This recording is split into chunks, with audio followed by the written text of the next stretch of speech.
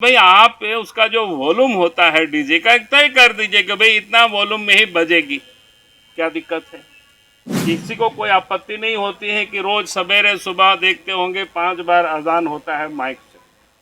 हम लोग दूर दूर तक सुनते हैं, कहाँ किसी को कोई आपत्ति है, कोई किसी ने कोई विरोध नहीं कर रहे हैं। ये सरकार ना तो यहाँ के लोगों के हितैषी है, ना आदिवासियों के हितैषी है, ना ओबीसी के हितैषी है। वास्तव में झारखंड की सरकार अगर हितैषी है तो दलालों के और बिचौलियों की सब बात आपको बता देंगे। तो आगे के लिए तो छोड़ दीजिए भाई बाकी चीजें।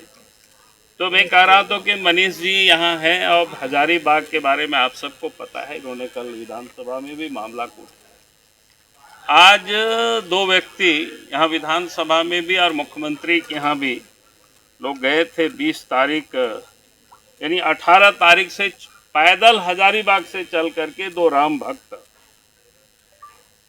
रांची तक पैदल चले। अभी यहाँ ऊपर लॉबी में ही बैठे हुए एक अजय कुमार दास है, एक पुरुषोत्तम पांडे है, वो दोनों आ गए देखिए। और 18 से पैदल चल करके 20 तारीख को पहुंचे और 20 तारीख से मुख्यमंत्री से मिलने की दोनों ने प्रयास किया। वहां पर मिलने का समय नहीं दिया इन लोगों से, अभी तक वो मिला नहीं। अभी लोग यहाँ आए हुए हैं। गवर्नर से भी मिलने की कोशिश की हमने, गवर्नर के बारे में पता किया यहाँ से, वो चले गए हैं देवघर और कल शाम तक लौटेंगे। तो मैं कह रहा था कि रामनवमी के जुलूस को लेकर के जिस प्रकार से सरकार की जो रवैया है वो किसी से छुपा हुआ नहीं। आप सोच सकते हो कि 5000 से अधिक लोगों के ऊपर 107 करना, 9 लोगों के ऊपर तो शायद एफआईआर ही किया है। जो लोग धरना पर बैठे हुए थे, जानकारी मिली, उन लोगों को भी डरा करके धमका करके हटाए, नहीं तो जिला बदर कर देंगे। भाई इससे अर्थ है कि बिल्कुल साफ कह रहे हैं कि ये लोग कि भाई आप उसका जो वॉल्यूम होता है डीजे का तय कर दीजिए कि भाई इतना वॉल्यूम में ही बजेगी। क्या दिक्कत है? ये कोई बिल्कुल मांग उन लोगों की वाजिब है। और साथ ही कहता है कि भक्ति गाने को भी शॉर्ट लिस्ट करें, यानी सरकार की ओर से जो भक्ति गाने पूजा समिति की ओर से आप मंगा लीजिए, आप पूरे सुन लीजिए, और उसमें से जो आप 10-5 जो आप सेलेक्ट करेंगे फिर उसी को लोग बजाएंगे।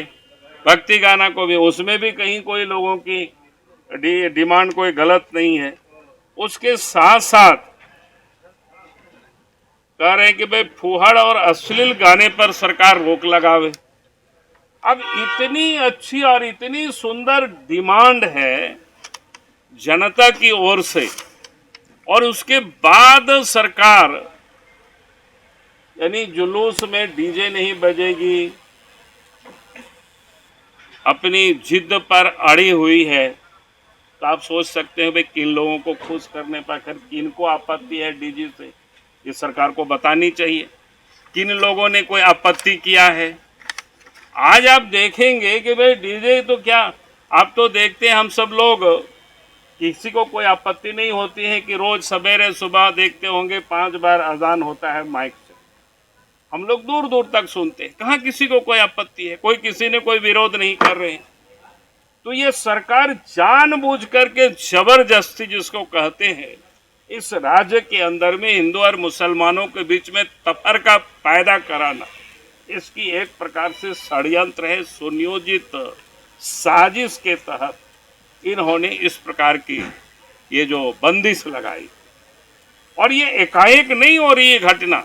लगातार आप देखेंगे उर्दू से लेकर के विद्यालयों में उर्दू स्कूल लिखवाना, वहाँ प्रार्थना में क्या हो रहा है, आज तक किसी को कोई सजा नहीं मिली।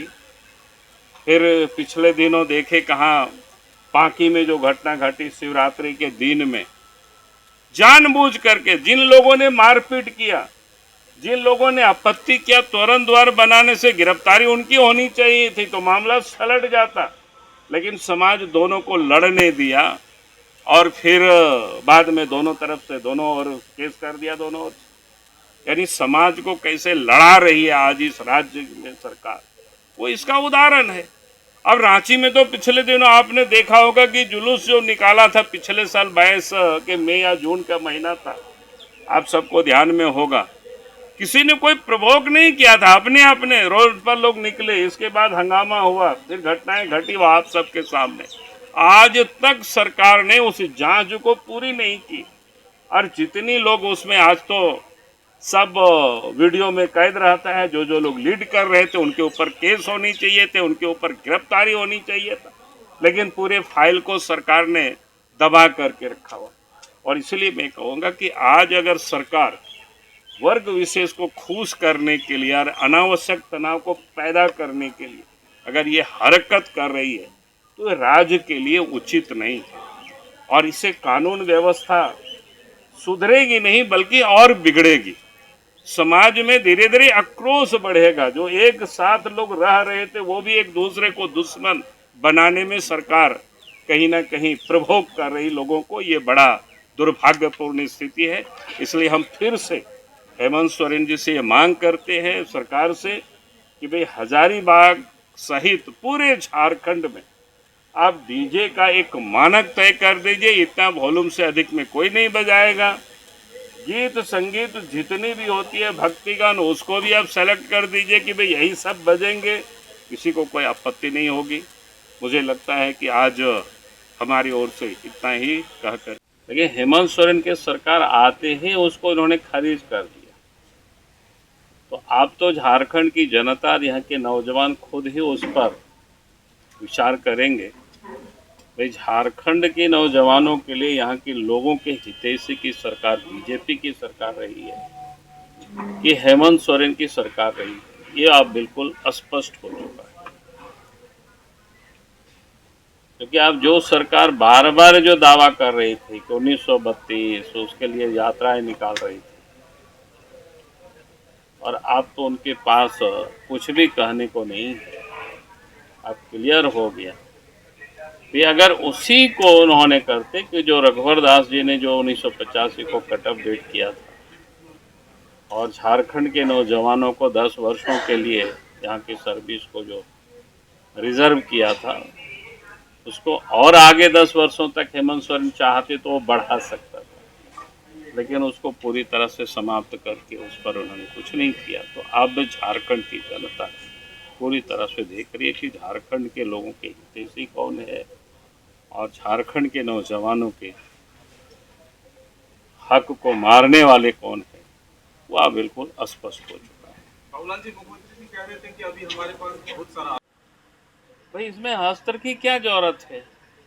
सीधी सीधी बात थी, झारखंड के लोगों के हितों की रक्षा करना, उसके लिए कानून बनाना, उसके लिए इनको यहाँ प्रोटेक्शन, उसके लिए विचार करती सरकार। तो ये तो राजनीतिक खेल ही वो खेल रही थी। सरकार कह रही है कि हेम्ब्रम से आप लोगों के रिश्ते हैं, आप लोग कोर्ट में फंसा देते हैं और फिर कहते हैं कि 60 अरे हम लोग कोर्ट में क्या फंसाएंगे? अगर वो गलत बनाएंगे, आप उस नियोजन नीति में आप पहले आप सब लोगों ने देखा, जो रिजर्व कैटेगरी तो 10 और 12 पास यहाँ और बाहर में भी पास करेंगे तो अप्लाई कर सकते थे। जो अनरिजर्व कैटेगरी के जो बच्चे होंगे वो बाहर से 10th और 12th करेंगे तो वो यहाँ अप्लाई नहीं कर सकते हैं कि उन्होंने कौन सा कसूर किया था। तो स्वाभाविक है लोग कोर्ट जाएंगे।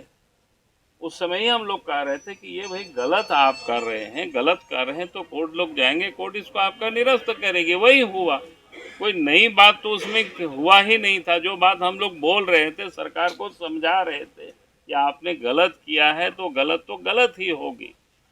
और मैं तो कहूँगा कि अभी भी आपने देखा होगा जो जिला की रोस्टर उन्होंने बनाई, क्योंकि मैं इसलिए इस बात को कहना चाहता हूँ, आप सबको ध्यान में है कि राज्य बनने के बाद क्योंकि झारखंड में आबादी के कंपोजिशन थोड़ा बदल गई, तो इसलिए आपको ध्यान में होगा जब सरकार हम चला रहे थे उस वक्त ओबीसी को 27% रिजर्वेशन दे करके रिजर्वेशन की सीमा रेखा को हमने 73% ले गए थे। उस वक्त मामला अदालत में गई, लेकिन अदालत ने उसको पूरी तरह से खारिज नहीं किया था। उन्होंने कहा कि सुप्रीम कोर्ट में जो तमिलनाडु का मामला चल रहा है उस फैसला को आने दिया जाए और उसके बाद फिर आगे उस पर निर्णय हो किया जाएगा। और सुप्रीम कोर्ट का जब निर्णय आया और सुप्रीम कोर्ट ने कहा कि राज्य सरकार चाहे तो राज्य में जरूरत उनको महसूस होगी तो 50% से उस सीमा रेखा को आगे बढ़ा सकती है, उसके लिए भी उन्होंने फॉर्मूला तैयार किया था। और पिछली जब रघुवर दास जी की सरकार थी उस दिशा में सर्वे और बाकी वगैरह उन्होंने शुरू की थी, लेकिन सरकार वो चली गई।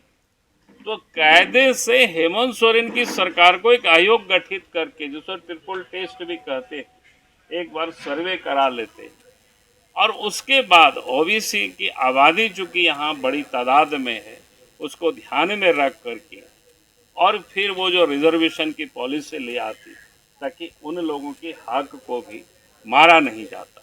लेकिन हेमंत सोरेन की सरकार ने तो जिस प्रकार से रिजर्वेशन पर एक प्रकार से ओबीसी वर्ग को यानी उनको नकार देना यानी उनके और कुछ ध्यान नहीं देना, ये बिल्कुल स्पष्ट हो चुका है। पिछले पंचायत चुनाव में भी हो गया, नगर निकाय की जो चुनाव थी पहले घोषणा हुई थी उस वक्त उन्होंने उसका कोई ख्याल नहीं रखा। बाद में जब कोर्ट लोग गए और कोर्ट ने कहा तब इन्होंने कहा कि हाँ फिर कराएंगे। अब पता नहीं कब क्या कराएंगे, अब तो कहीं कोई आता पता नहीं चल रहा है कि उस दिशा में कुछ सरकार कर रही है। तो इसलिए हमने कहा कि जो झारखंड में जो आज हेमंत सोरेन की सरकार है, ये सरकार ना तो यहाँ के लोगों के हितैषी है, ना आदिवासियों के हितैषी है, ना ओबीसी के हितैषी है। वास्तव में झारखंड की सरकार अगर हितैषी है तो दलालों के और बिचौलियों, उन लोगों को संरक्षण में, उन लोगों की प्रोटेक्शन में ही सरकार लगी हुई है, यह स्पष्ट रूप से दिख रहा है। किस प्रकार से लोगों को बचा रहे हैं, आर्थिक अपराधियों को, जिन लोगों ने लूटा है राज को, उस पर आज तक कोई एफआईआर नहीं करना, इस बात की पूरा सबूत है। आगे मैं कहूँगा कि चूँकि मनीष जी यहाँ खड़े हैं,